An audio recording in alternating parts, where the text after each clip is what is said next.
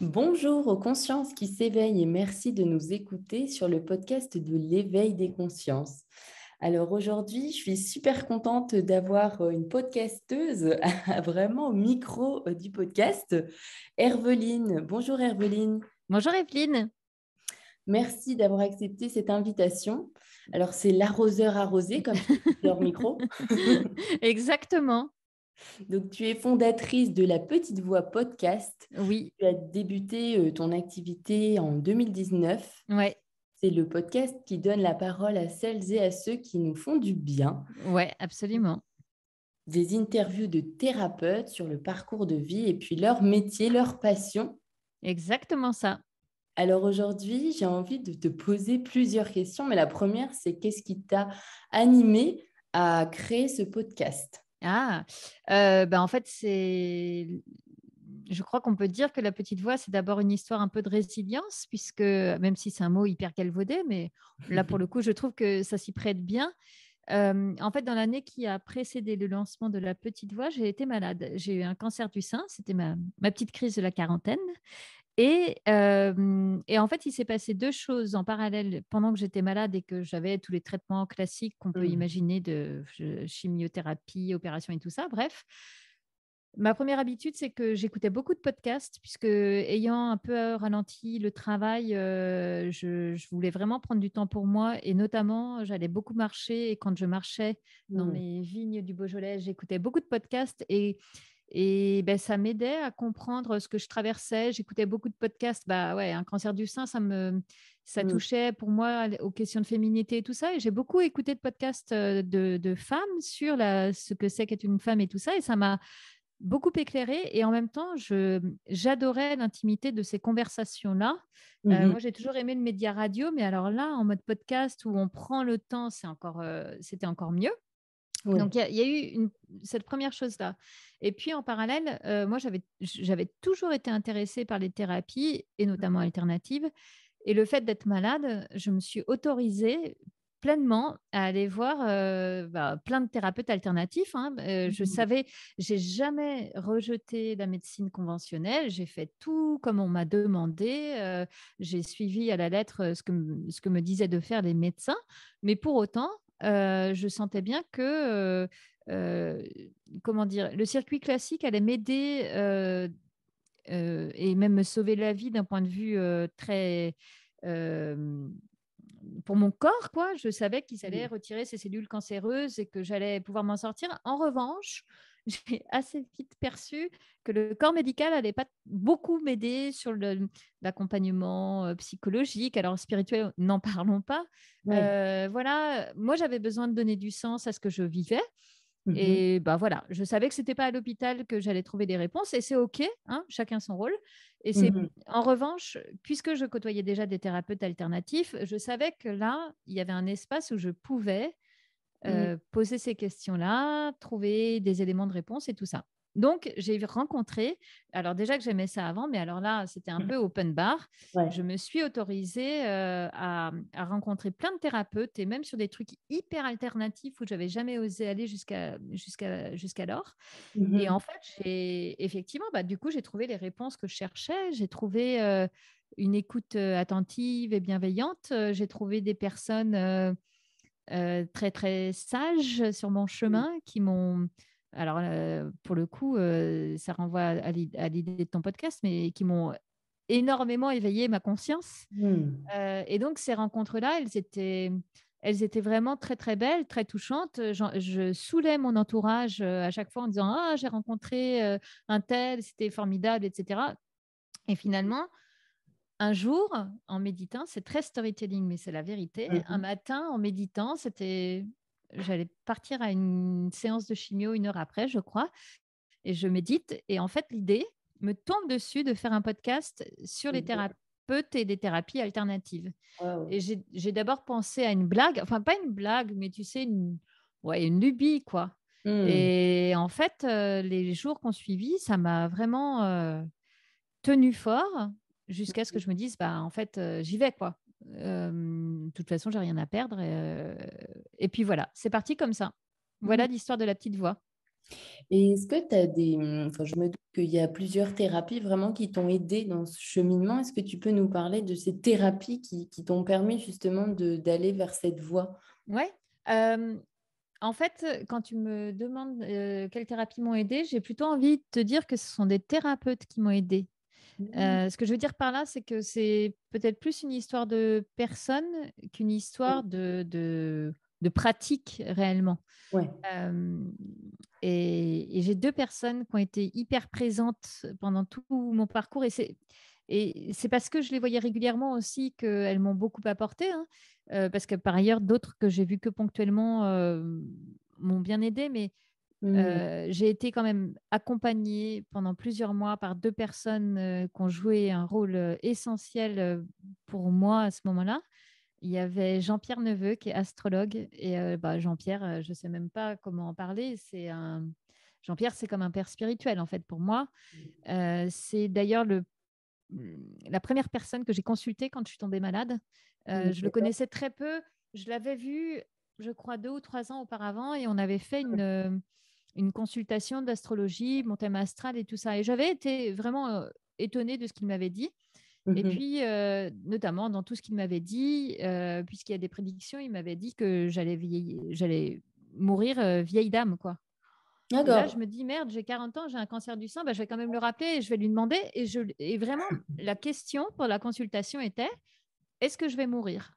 Je viens d'apprendre, hier que j'ai un cancer, donc est-ce que je vais mourir? Parce que même si la perspective, ne m'emballe pas, si c'est le cas, je préfère le savoir parce que je sais pas, je mettrai en place, des choses. Et donc Jean-Pierre, bref, la consultation qu'on a faite quelques jours plus tard a été passionnante et ça a été vraiment le premier pas pour donner du sens à ce que je vivais. Parce que lui, à travers ma carte astrale et à travers son astrologie qui est très particulière, très, très spirituelle, c'est l'astrologie védique, Mmh. bah oui, j'ai compris que je traversais une phase où je détruisais quelque chose, il fallait détruire quelque chose, bon, de façon un peu forte, mais que c'était pour mieux créer et mieux renaître après. Donc c'était Mmh. hyper fort. Et puis, bref, dans les semaines qui suivent, je l'ai recontacté parce que vraiment, j'avais été marquée par ce monsieur et ce qu'il m'avait raconté. Et je me disais, ben, puisque j'ai du temps pendant tous ces traitements, ben, je vais lui demander s'il peut me former à l'astrologie. Et Mmh. c'est ce qui s'est passé. Donc c'était génial parce que je le Ouais. voyais, je crois Mmh. qu'on se voyait toutes les 3 semaines à raison d'une demi-journée à chaque fois. Donc, Mmh. et moi, je me sentais très, très privilégiée de ces moments-là passés avec lui. Bien Mmh. sûr, parce que ce qu'il m'enseignait sur l'astrologie était passionnant, mais c'était d'abord, je pense, pour lui, quoi, d'être au contact de ce monsieur d'une immense sagesse. Mmh. C'était génial. Donc, il y a Jean-Pierre qui a beaucoup compté. Et puis, l'autre personne qui a beaucoup compté, elle s'appelle Eliane Puvillan. Eliane, elle est magnétiseuse. Elle m'a été conseillée par une amie de mon cours de danse qui l'avait vue dans des circonstances assez similaires de cancer du sein quelques années auparavant. Mmh. Et pareil, Eliane, c'est une femme d'une immense sagesse. Alors, pour le coup, je parlais de résilience tout à l'heure. Moi, à côté, vraiment, c'est rien. Elle a vécu des choses horribles et elle s'en est relevée. Et puis, elle a fait plus que s'en relever. Elle est devenue cette femme très sage qui Mmh. soigne avec ses mains. Euh, voilà. Et pareil, je trouvais dans son cabinet, je sais pas, un espace assez intime où on pouvait parler de beaucoup de choses. Mmh. Et ça m'a énormément aidée. Mmh. Merci parce enfin, je me suis sentie touchée par tout ce que tu viens de nous dire. Ah, On merci. sent vraiment que tu l'as vécu et que ça a été le cheminement de ta résilience, comme tu disais Ah, au complètement. Et c'est surtout important finalement de voir que quand on est entouré, soutenu par des belles âmes, eh Ouais. bien, tu vois, ça t'a aidé dans Ah, justement dans tout mon ce Dieu, oui. processus. Est-ce que tu peux nous parler aussi du sentiment? Qu'est-ce que tu as pu ressentir dès lors où tu as appris justement que tu avais cette maladie? Écoute, c'était bizarre parce que déjà, je m'y attendais pas du tout. Ce cancer du sein a été détecté parce que j'ai fait une mammographie de contrôle. Voilà, je Oui, savais parce que ma maman avait été malade à 50 ans que j'étais potentiellement à risque, mais d'accord. moi, j'y suis allée comme un examen de routine. Voilà. Ouais. Donc, quand la nouvelle est tombée quelques jours plus tard, Waouh. déjà, j'ai eu la chance qu'elle me soit extrêmement bien annoncée par une médecin traitant qui a été géniale. C'est-à-dire que elle a été très, très honnête sur comment dire, sur le diagnostic. et en même temps pleine de bienveillance. Enfin, elle a réussi, et pourtant elle est jeune, elle est plus jeune que moi, et elle a réussi avec beaucoup de tact Mm. à… euh, pour moi, elle l'a très bien annoncé, et du coup, ça m'a beaucoup aidée. Je me Mhm. rappelle très bien, d'ailleurs, c'est drôle maintenant que j'y pense, mais je me Mhm. rappelle très bien avoir conclu notre échange en lui disant un truc style, bah, ok, c'est une expérience que je vais accueillir, quoi, puisque c'est une Ouais. expérience à vivre, je vais l'accueillir. Mais, enfin, alors, c'est vrai que je lui ai dit ça, mais pour autant, j'étais aussi complètement sonnée, hein. Ouais, tu m'étonnes. Ça J'étais doit sonnée. de la peur. Ouais, j'ai mis du temps à réussir à en parler à mes parents, parce que ça, c'est vraiment horrible d'annoncer ça à ses parents. C'est vraiment pas cool, quoi. Euh, mais très, très vite, très tôt, j'ai senti que ça allait être OK, quoi. Je sais pas comment ni pourquoi, mais ouais, j'ai senti que ça allait non seulement bien se passer, mais que je pouvais peut-être en faire quelque chose. Hmm. Donc, qu'est-ce que tu pourrais donner finalement enfin, comme conseil ou comme message plutôt pour les personnes justement qui se retrouvent à tomber malades du jour au lendemain sans s'y attendre? C'est dur, en fait, parce que Euh, bien sûr, moi, je suis convaincue qu'on peut faire quelque chose de ces moments-là. Et en même temps, dire ça, ça peut être très culpabilisant si on n'arrive pas à en faire quoi que ce soit. Hmm. Et parce que je veux dire, c'est OK d'être juste anéanti et d'avoir juste envie de rester sous la couette et de pleurer, quoi. Ouais. Donc, évidemment, mais parce que c'est En fait, moi, je peux juste parler de mon expérience. Peut-être pas donner de conseils, mais je peux dire que ce qui, moi, m'a permis de bien vivre ça, c'est Mhm. de- d'essayer de donner du sens et de me dire, bah, OK, j'ai un cancer du sein. Est-ce qu'il y a des messages cachés ou pas à comprendre? Et si oui, lesquels? Et qu'est-ce que j'en fais? Hmm. Mais ça a été ma manière à moi de le vivre. Mais c'est tellement une expérience intime, c'est tellement pas duplicable d'une personne à l'autre. Oui.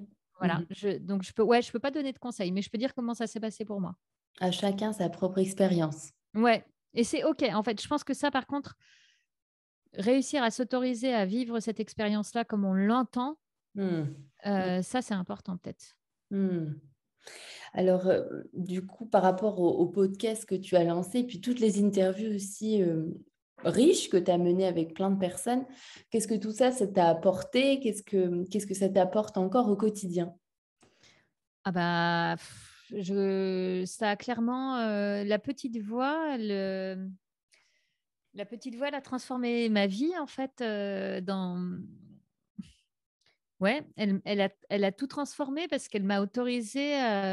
En fait, la petite voix, et ça, je le comprends depuis peu de temps, hein, et ça Hmm. fait pourtant 3 ans et demi que je l'anime, mais je suis en train de comprendre, on va dire, que la petite voix, elle n'est que la partie visible d'un iceberg qui était bien, bien cachée jusqu'à ce que je sois malade.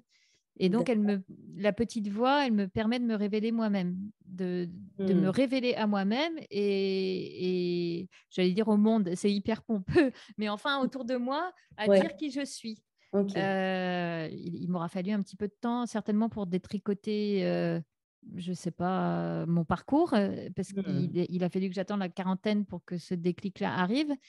Mais aujourd'hui, je me rends compte, enfin, voilà, j'ai une c'est rigolo, j'allais dire, j'ai une relation très intime à la petite voix, mais parce qu'en fait, non seulement il y a deux dimensions, il y a quelque chose de très très intime qui se joue, que même moi, j'arrive pas à comprendre, ou seulement là maintenant, en ce moment, j'en devine les contours sur le fait que ce podcast, qui n'est qu'un podcast, finalement, a été un révélateur extrêmement puissant, Mhm. presque trop par moment.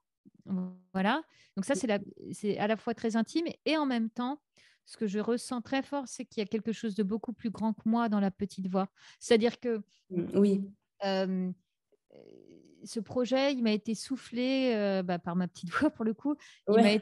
Il m'a été soufflé alors que j'avais jamais été derrière un micro. Bon, des interviews, j'étais amenée à en faire un petit peu dans mon travail parce que je fais du marketing, mais enfin, c'était pas du tout mon cœur de métier. Ouais. J'avais Hmm. jamais envisagé que les thérapies alternatives puissent être un jour un sujet professionnel. Et en même temps, donc rien ne laissait croire que j'avais ce qu'il fallait pour lancer ce podcast. Voilà. Et en même temps, c'est là où il y a quelque chose de plus grand que soi, quand on sent qu'on est poussé par un élan qui nous dépasse. Ouais. Et alors, bah, dans mon cas, c'est la petite voix. Mais on a tous à trouver cette part plus grande de nous. Mmh. Parce que c'est génial quand on la trouve. Il y a un truc qui s'aligne là, qui se met Ouais. en vibration avec, bah ouais, avec plus grand que nous. Complètement. C'est comme si tu étais au service de quelque chose de plus Oui, grand que toi, en fait, oui, pour servir un peu oui, l'humanité. Ou... Enfin, ça oui. paraît peut-être un peu mégalo de dire comme ça, mais finalement, c'est juste, Si. en tant qu'individu, semer sa petite graine à sa façon. Bah, écoute, tu vois, j'avais la conversation encore ce matin avec, avec mes enfants.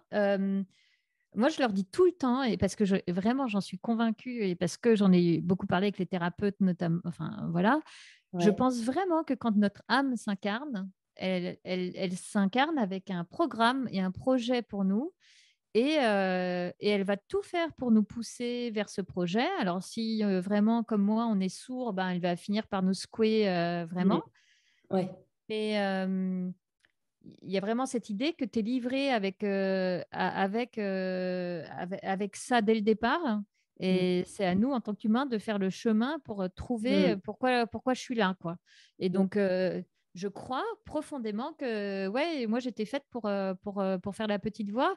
Après, bah, peut-être que d'autres choses viendront m'être soufflées plus tard, mais pour l'instant, je me sens très à ma place en faisant le podcast, ouais. Mais c'est super. Enfin, ce que tu dis, ça me parle forcément. Bah Mais, ouais, mais je sais pas si tu as vu le documentaire L'Entre-deux-Vies. non. Et il est juste magnifique. C'est sur Inexploré. Tu peux le trouver sur... Oui, Et vraiment, c'est intéressant parce que c'est cette idée, comme tu dis, que finalement, au moment de notre mort et au moment de notre prochaine vie, eh bien, il se passe quelque chose de l'ordre de plus grand où en oui, fait, on sait en avance dans quelle famille on va naître et c'est puis ça. en fait, on choisit notre mission de vie, etc. et tous les Ouais, challenges. Mais ouais, c'est dingue. C'est... exactement. Ce qui est pratique et très déculpabilisant en tant que parent, hein. Moi, quand mes enfants râlent après moi, je leur dis: «Écoute, je suis désolée mon chéri, et tu m'as choisi. Tu le sais pas encore, mais tu m'as choisi». Mais c'est sympa, je trouve, en tant qu'enfant, de recevoir ça. Ils le prennent comment? Mais les enfants, ils comprennent ça. Ouais. Après, je sais pas comment ils grandiront. Peut-être qu'en fait, quand ils seront adolescents, ils vont me dire: «C'est vraiment des conneries et tout ça», mais Hem, j'entends aussi beaucoup dire que les enfants, en fait, les enfants, ils jugent rien. Ils sont, alors là, pour le coup, ils sont vierges, donc voilà. Après, je fais attention quand je leur raconte tout ça, aussi de leur dire que c'est ma vision à moi de la vie et des choses, mais qu'en même temps, comme personne ne peut aller vérifier, peut-être que je leur raconte des bêtises, tu vois? Et qu'ils ont le droit d'avoir une idée différente de la mienne.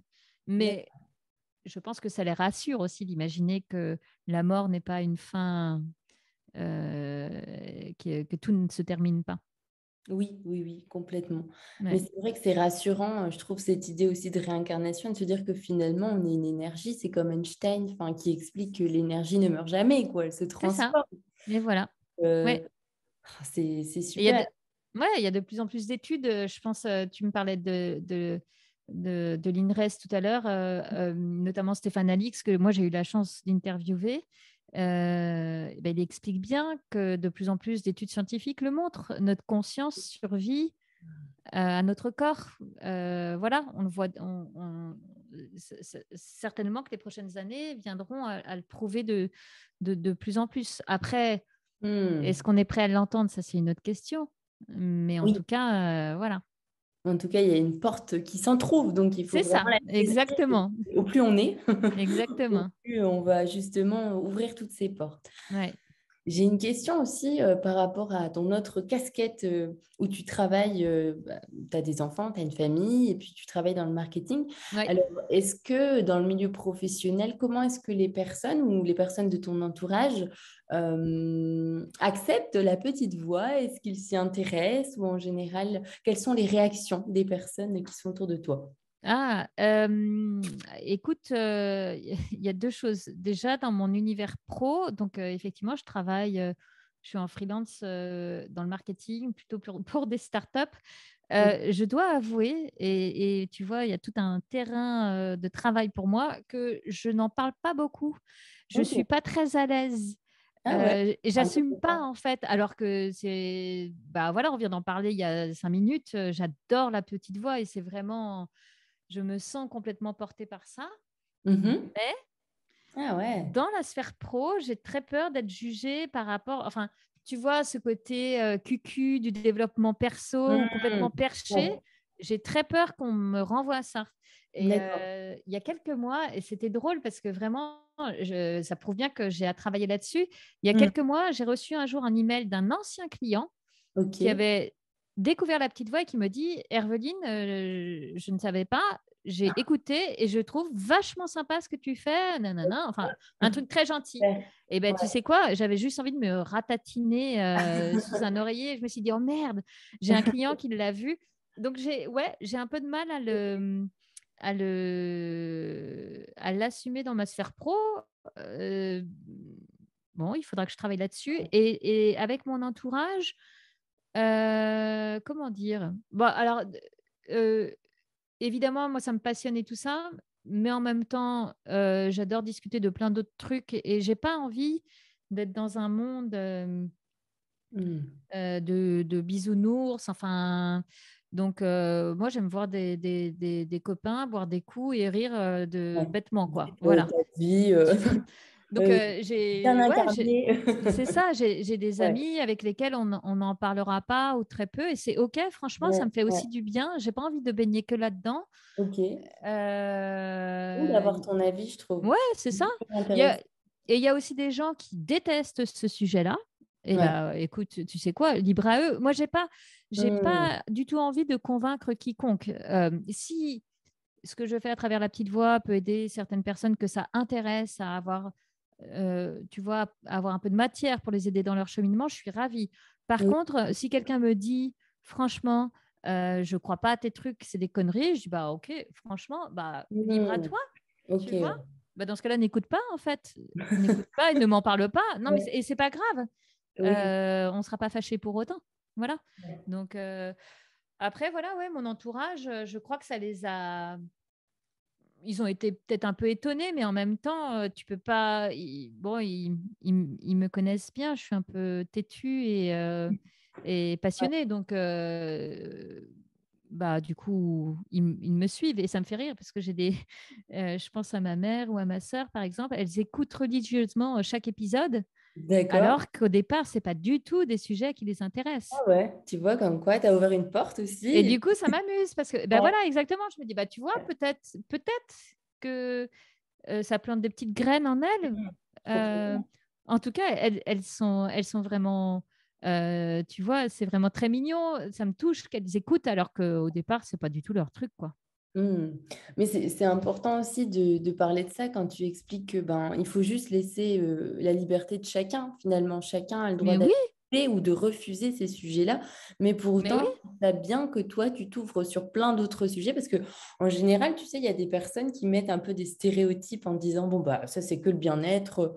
Donc, on te juge un peu, mais je trouve ça intéressant justement de faire parler de ça, du fait que, bah voilà, Herveline, c'est pas parce qu'on est intéressé par ces sujets qu'on ne parle que de ça, quoi. Mais oui, Plein mais d'autres choses. et heureusement, franchement, alors moi, si je vivais dans un monde où on ne parle que de ça, je pense que je m'ennuierais Ouais. vite. Et pourtant, j'adore. Mais je trouve que vivre, si on emploie des grands mots, dans la spiritualité et tout ça, c'est aussi amener ça dans la vraie vie.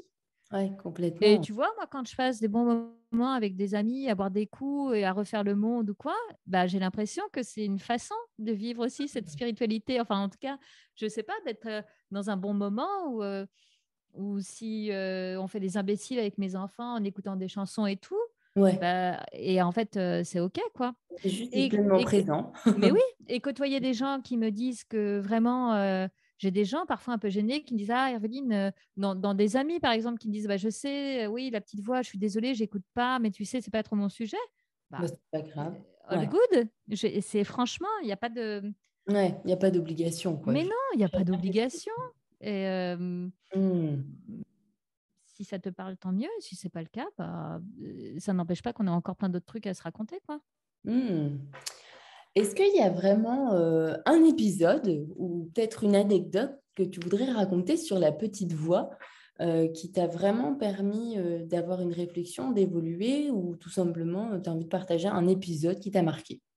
Une Ah, rencontre alors plutôt? là, ouais, bah, alors non, T'en as plein? là, c'est trop compliqué parce que moi, j'ai un problème avec le podcast, c'est que je m'attache à mes invités, quoi. Ouais. Il peut arriver parfois, et c'est OK aussi, que je fasse l'interview et qu'on reparte bon copain et voilà, et que ça Hmm. s'arrête là. Mais moi, ce que j'aime aussi, c'est garder le lien. Ouais. Et donc, ouais, je me fais un cercle. Alors, d'amis, c'est très exagéré, mais enfin, Cool. tu vois, hier encore, j'ai eu deux anciens invités de la petite voix, bah, Jean-Pierre, l'astrologue dont je te parlais, Ouais. Alexia, une sophrologue. Et j'aime ça, en fait, parce que moi, c'est des gens vraiment qui vont me nourrir dans ma vie, dans mes réflexions. Hmm. Euh, et j'apprécie ça vraiment. Tu vois, je suis en train de penser à. Tu connais peut-être, alors sur un tout autre sujet, un podcast qui Ouais. s'appelle Génération DIY de Mathieu Stéphanie. Oui. Mhm. Voilà, donc très gros podcast pour entrepreneurs. Donc rien à voir avec ce dont on parle aujourd'hui. Mais n'empêche que Mathieu Stéphanie commence toujours son podcast en disant on est la moyenne des personnes qu'on fréquente. Tu Hmm. vois.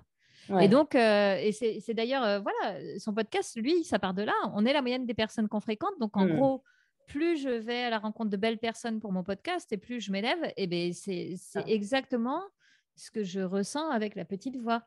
Hmm. Et chacun va venir nourrir mes réflexions. Alors, souvent, ça, c'est un truc assez drôle que m'a fait remarquer une amie récemment. Assez régulièrement, quand je fais l'interview, le hasard veut que ça tombe sur une problématique qui, à ce moment-là, Et là. est Hmm. là pour moi. Ouais, Donc, c'est impressionnant, ça. La synchronicité. ouais, c'est pas Et- toujours très confortable, mais bon, ça fait partie du jeu. Mais c'est ça que j'adore, moi, dans le fait d'avoir la petite voix, c'est que j'ai accès à des personnes auxquelles j'aurais jamais parlé autrement et avec qui je me serais jamais permis d'être aussi curieuse. Ouais. Donc, c'est génial. Ouais, ouais, ça te laisse justement l'ouverture et puis de pouvoir Ben ouais, écouter. Et puis, c'est vrai que c'est une forme d'enrichissement personnel qui est tellement immense parce que finalement, c'est ce qu'on disait, c'est un échange d'énergie. C'est mais oui. juste des êtres humains qui discutent et puis tu apprends plein de choses, ça fait du bien. Comme tu Oui, dis, ça fait du ça bien. fait du Oui, bien. c'est un très bon résumé. Ça fait du bien. C'est ça. Et il y avait aussi quelque chose qui me venait, c'était par rapport à ton quotidien. Ouais, Est-ce que depuis ces 3 années et demie, depuis que tu ouais, as commencé le podcast, tu as ouais. vraiment mis en place des choses quotidiennement pour te sentir bien? Alors oui, enfin, non, mais quand je te dis que la petite voix a transformé ma vie, oui, elle l'a chamboulée aussi, mais euh, après, sur des rituels quotidiens, alors j'en avais déjà un peu avant, c'est juste que j'en ai peut-être découvert des nouveaux, mais oui, tout ce qui est méditation, yoga. Ah oui, voilà, moi je suis une grande fan de yoga Ok. Kundalini. Waouh. Et donc, bah là, je pratique régulièrement.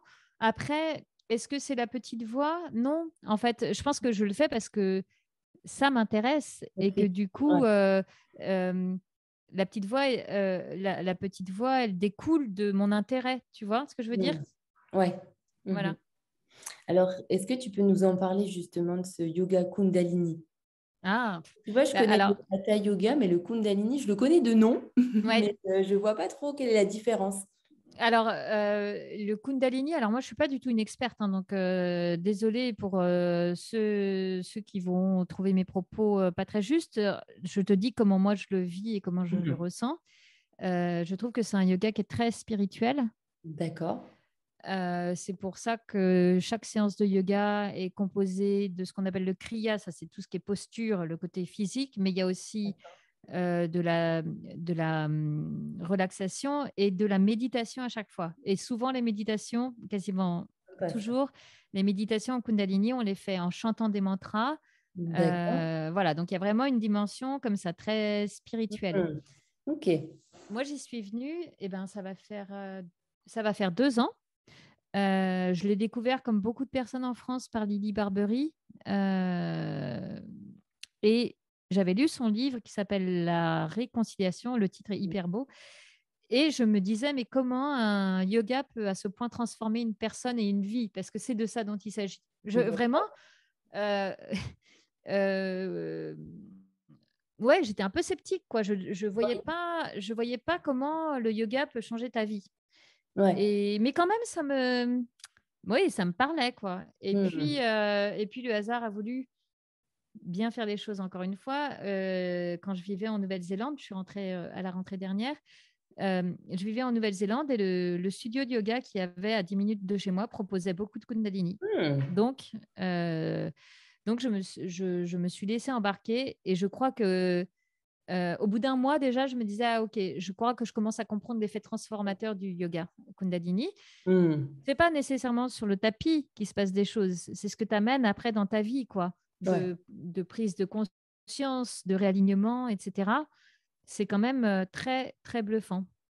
Et Hmm. tu vois, là, au moment où on se parle, dans une semaine, je pars faire un stage de yoga. Alors, du coup, je me dis, si déjà Ouais, ça me transforme à raison d'une heure ouais, sur mon c'est tapis, super. voilà, dans le cadre d'une retraite, dans un groupe de femmes Waouh, et tout, c'est génial. Tu vas te ressourcer. ouais, ouais, bah Ça ouais, je vais en te parler. tes énergies. Ah, ça va être. Et c'est hyper intéressant parce que tu vois, le yoga, finalement, avant, je n'étais pas du tout assidue. Et je suis régulière maintenant avec un prof qui est en Inde pour le coup. Ah, Donc, génial. et en fait, je me suis rendu compte que même en tant qu'auto-entrepreneur, dans ton travail, Ouais, ça te donne vraiment cette force de pouvoir pas à pas avancer sur un chemin ouais, et de pas te précipiter, mais de prendre le temps. C'est comme une fleur qui pousse et je trouve ça magnifique parce que comme ouais, toi, j'étais un peu sceptique en me disant, mais en quoi le yoga, vraiment, ça va pouvoir m'aider dans mon quotidien? ouais, Et je me suis rendu compte que, ben, en fait, ça se ressent, ça se vit. oui, bah C'est ça, oui. hein. C'est Ouais. difficile d'expliquer par des mots. C'est juste, il faut le faire, quoi. Il faut le vivre et il faut être régulier. Bah, en fait, je pense que le yoga, d'ailleurs, quel que soit le yoga, c'est que ça permet de se connecter à soi, de savoir ce dont tu as vraiment envie, besoin, etc. Et du coup, quand tu emmènes ça, quand tu sors de Ouais. ton tapis de yoga et que tu l'emmènes avec toi, ça veut dire que dans ton monde pro ou perso, Hmm. tu vas, tu vas être plus à l'écoute de tes ressentis et tu vas te dire, bah là, je suis alignée, là, je ne le suis pas, Ouais. là, je suis comme... Voilà, tu vois. Et donc c'est le fait de t'observer, je pense que c'est ce fameux pas de côté qui fait que tu plonges pas dans les émotions, dans tes Ouais. peurs, dans tes... Et ça, ah, c'est Hmm. génial. C'est Quand on génial. arrive à ça, je dis pas que ça marche à chaque fois, hein, mais c'est quand même très, très chouette. Et ça permet de faire des grandes choses, je pense. Hmm. Herveline, quels sont tes projets pour la petite voix du podcast? Est-ce que tu peux nous en dire plus? Mhm. Écoute, les projets que j'ai, ils sont dans la continuité de ce que j'ai lancé à la rentrée dernière. C'est-à-dire que à la rentrée dernière, je me suis dit là, maintenant, je vais arrêter de me cacher un peu derrière mon petit doigt et faire mine que la petite voix n'est qu'un projet de passion. Hmm. Je me suis autorisée à me dire, ben maintenant, j'aimerais aussi en vivre en partie. Mhm. Voilà, donc c'est ce que j'ai fait, notamment à travers les ateliers que je propose tous les mois. Tu vois, les ateliers, typiquement, c'est des soirées une fois par mois avec un invité de la petite voix où on va faire, suivant leur thématique. Tu vois, le dernier en date, on a fait une soirée sur le thème de l'énéagramme. Ça peut être... Mhm. bon.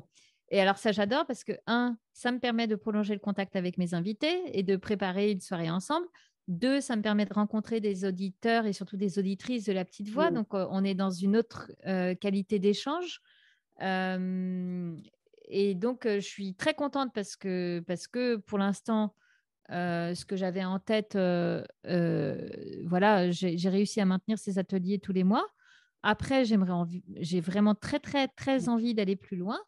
Donc, les projets que j'ai, c'est de toute façon, je continue le podcast, ça c'est sûr.